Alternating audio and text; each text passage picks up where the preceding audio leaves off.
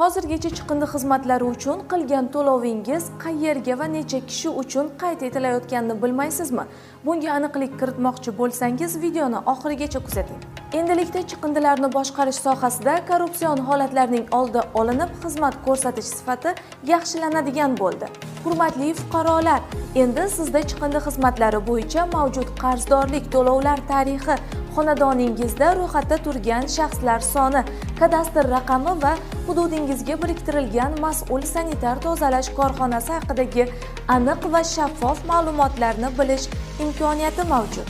Shuningdek, chiqindilarni boshqarish sohasi hamda tizimdagi tashkilotlar faoliyatiga tegishli masalalar yuzasidan taklif va shikoyatlaringizni Ekologiya vazirligi huzuridagi chiqindilarni boshqarish va sirkulyar iqtisodiyotni rivojlantirish agentligining 1205 ishonch raqamlariga murojaat qoldirish orqali uyingizdan chiqmagan holda hal etishingiz mumkin. Buning uchun chiqindilarni boshqarish agentligi tomonidan yaratilgan Toza makon billing mobil ilovasining ishlash tartibi bilan batafsil tanishib chiqamiz.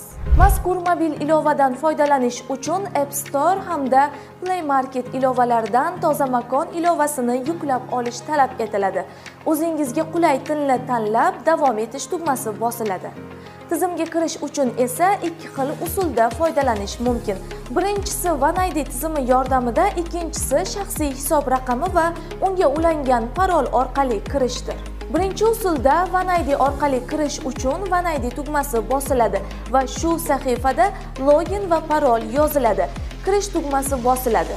Natijada siz yozgan OneID ga ulangan barcha xonadonlar avtomatik ravishda tizimga qo'shiladi. Ikkinchi usulda shaxsiy hisob raqam orqali kirish uchun aynan shu hisob raqam yaratilgan parolni terish kerak bo'ladi. Sanitar tozalash xizmatlari uchun shartnoma imzolashda taqdim etilgan 12 xonali bo'lgan raqam bu sizning shaxsiy raqamingiz hisoblanadi.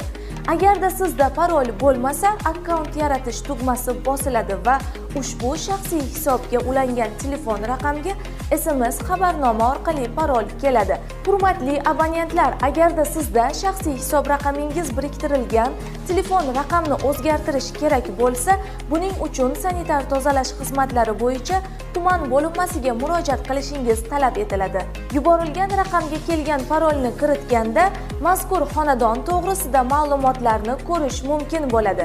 Eslatib o'tamiz, mobil ilovada to'lovlar tarixi, balansni to'ldirish, qarzdorlik, tarif summasi, kadastr raqami, yashovchilar ro'yxati kabi xonadon to'g'risidagi ma'lumotlar hamda hududga biriktirilgan mas'ul xizmat ko'rsatuvchi sanitar tozalash korxonasi haqidagi ma'lumotlarni ko'rish mumkin.